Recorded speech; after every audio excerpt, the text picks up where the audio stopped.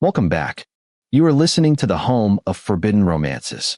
Prepare yourself, because tonight's story will leave you breathless. The contract hit the mahogany desk with the sound of a guillotine blade dropping, putting an end to Julian's life as he knew it. Sign it, the man behind the desk commanded, his voice a low, vibrating baritone that seemed to rattle the very bones in Julian's chest. Julian didn't look up at the towering glass windows of the skyscraper, nor at the storm raging over the city skyline. He stared only at the black fountain pen rolling toward him. One signature. That was all it took to sell his soul to the devil, to become the personal assistant to the most dangerous alpha in the darkest sector of the corporate world. But as Julian's trembling hand reached for the pen, his mind flashed to the 5 hungry mouths waiting in a cold, cramped apartment, and he realized with a sickening jolt that he would walk through hellfire for them, even if it meant serving the man who must never know he was their father. Dominic Vane was not a man. He was a force of nature contained within a 3-piece Italian suit.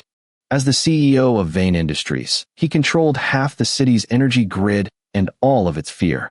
He was a prime alpha, a designation that meant his pheromones alone could bring a boardroom of grown men to their knees in submission. His scent was heavy, petrichor, burnt cedar, and the metallic tang of ozone before a lightning strike. Julian Thorne stood in the center of the expansive office, clutching his tablet to his chest like a shield. He was a beta on paper.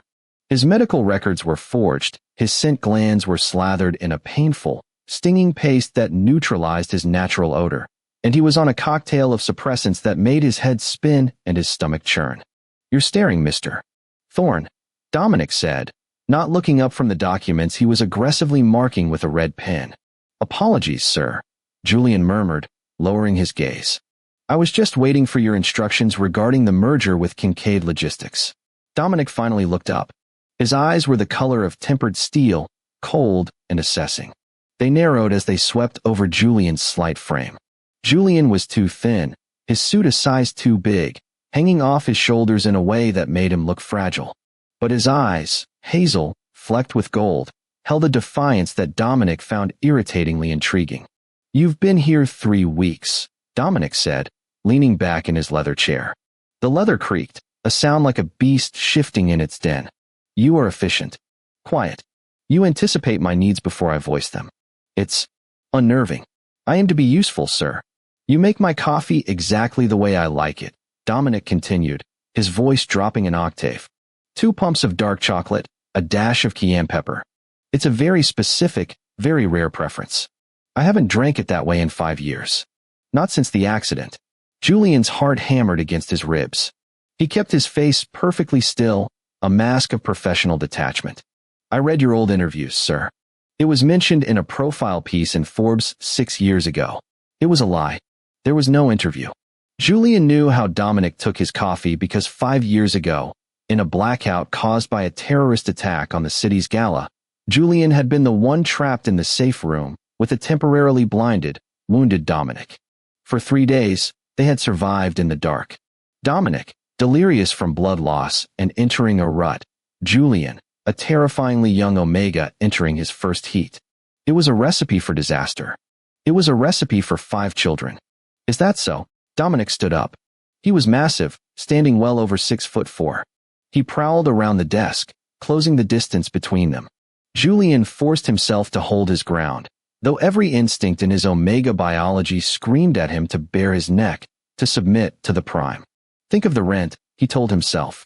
Asterisk, think of the nappies. Think of the formula, asterisk. Dominic stopped inches from Julian. He leaned down, inhaling deeply near Julian's neck. Julian held his breath, praying the blockers held. The paste burned his skin, a constant, chemical itch. "You smell like nothing," Dominic whispered, his tone laced with suspicion. "Sterile, like a hospital ward. No beta smells this empty. I have a glandular condition," Julian recited the rehearsed line. "My scent is virtually non-existent. I use clinical soaps to avoid irritation." Dominic hummed, a low rumble in his chest. "Pity. I find myself wondering what lies beneath that antiseptic facade." He stepped back, the oppressive weight of his presence lifting slightly. "The Kincaid files are on the server. Have the summary on my desk by 6 a.m. You're dismissed." Julian turned on his heel and walked out, his legs shaking only after the heavy oak doors clicked shut behind him. He rushed to the employee restroom, locking himself in a stall. He leaned his forehead against the cool tiles, gasping for air. He was playing a dangerous game. Dominic Vane was known for two things: his ruthlessness in business and his obsession with finding the angel who had saved him in the dark 5 years ago. Dominic didn't remember Julian's face. He had been blinded by shrapnel at the time, and he didn't know his name. He only knew the scent: wild jasmine and honey. If Dominic ever smelled that on Julian, the game was over. And if he found out about the children, Dominic Vane was a man who demanded perfection. He would see 5 illegitimate children born of a feverish rut as a liability, or worse, he would take them away. Julian had heard the rumors. The Vane family did not leave heirs in poverty. They took them, raised them in cold mansions, and turned them into monsters. Julian would die before he let Dominic turn his sweet, chaotic quintuplets into cold-hearted corporate sharks. The breaking point came 2 months later.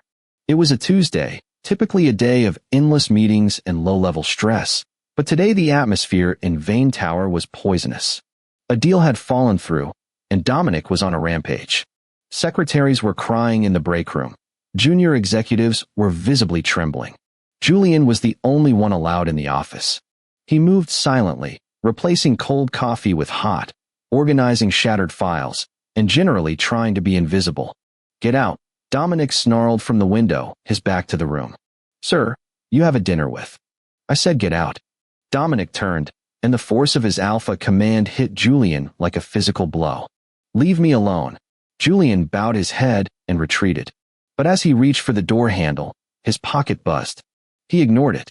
It buzzed again, and again, a persistent, frantic rhythm. He pulled the phone out, shielding the screen. It was Mrs. Gable, his elderly neighbor who watched the kids. "Emergency," the text read. Asterisk Leo is hurt. Bad fall. Ambulance on the way. Hospital. Asterisk. The color drained from Julian's face. Leo. His little Leo, the one with Dominic's steel gray eyes and stubborn chin. Julian didn't think. He didn't care about the contract, the scary alpha, or the job. "I have to leave," he said, his voice cracking. Dominic turned around, surprised by the break in his assistant's robotic demeanor. "Excuse me. Family emergency. I have to go. Now." Julian was already moving, grabbing his coat. "You leave now, Thorne, and don't bother coming back," Dominic warned, his eyes flashing dangerous sparks. "We are in crisis mode. I need you here. Then fire me," Julian shouted, the desperation tearing through his throat. He threw his ID badge onto the desk. "I don't care. My son needs me." The silence that followed was deafening. "Son." Dominic repeated the word as if it were foreign. Julian didn't wait. He bolted out the door, sprinting for the elevators. He didn't see Dominic Vane grab his own coat and follow him.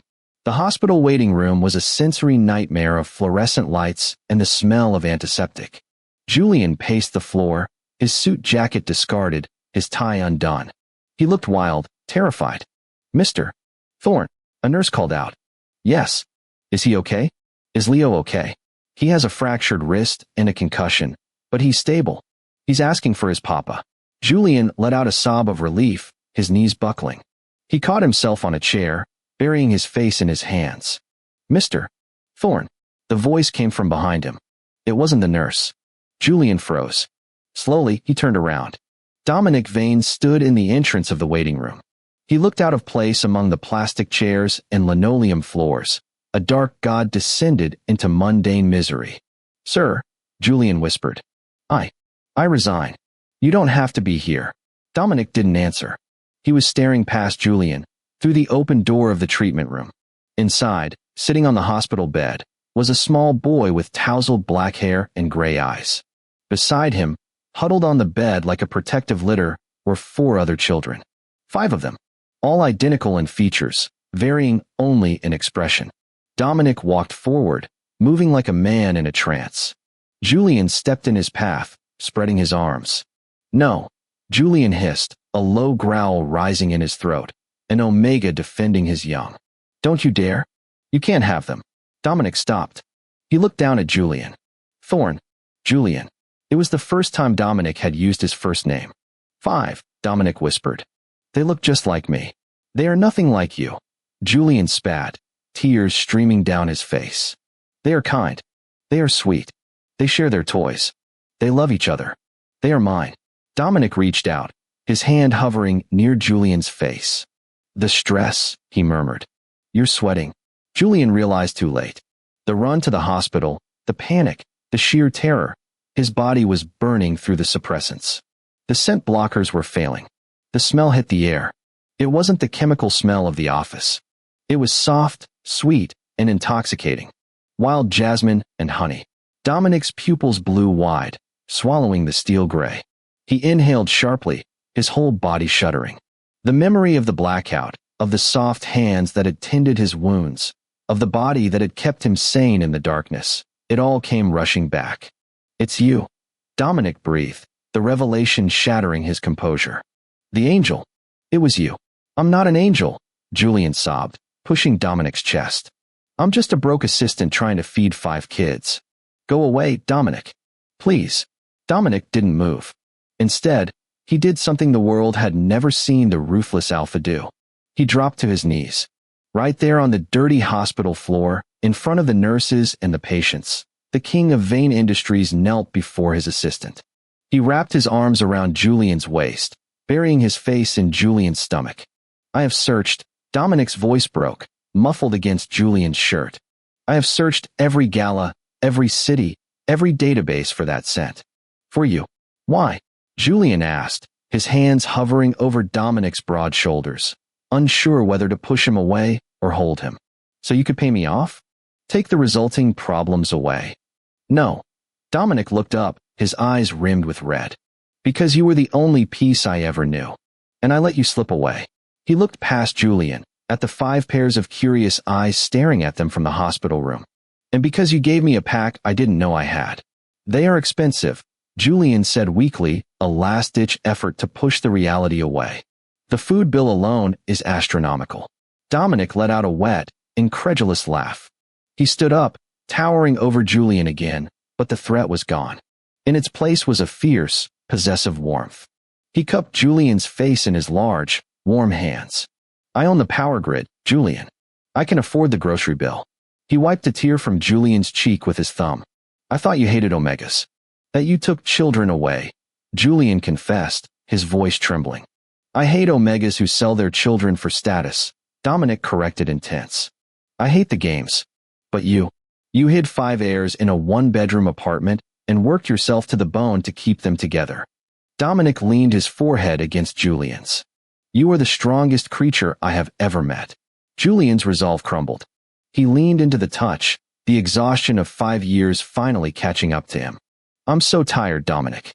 I know, Dominic whispered, wrapping his arms around Julian, shielding him from the world. Sleep, Julian. I'll take the watch. I'm never closing my eyes again. Inside the room, Leo held up his good hand. Is that the giant from the news? His sister, Cass, squinted. He smells like the storm. Dominic looked over Julian's shoulder at his children. A fierce, terrifying love surged through him, instant and irrevocable. He would burn the world down for them. He would buy the hospital if he had to. Yes, Dominic said to the children, his voice soft but ringing with absolute promise. I am the storm, and I'm here to make sure no one ever hurts you again. Julian closed his eyes, inhaling the scent of rain and cedar. For the first time in 5 years, he didn't feel like prey. He felt like he was home. And that is how the solitary wolf finally found his mate and the pack he never knew he needed. If you enjoyed seeing the mighty Dominic Vane brought to his knees by love, destroy that like button. And tell me in the comments, if you were Julian, would you have hidden the children, or would you have told Dominic the truth from the start? I'll be reading your answers. Subscribe for the next chapter. Until then,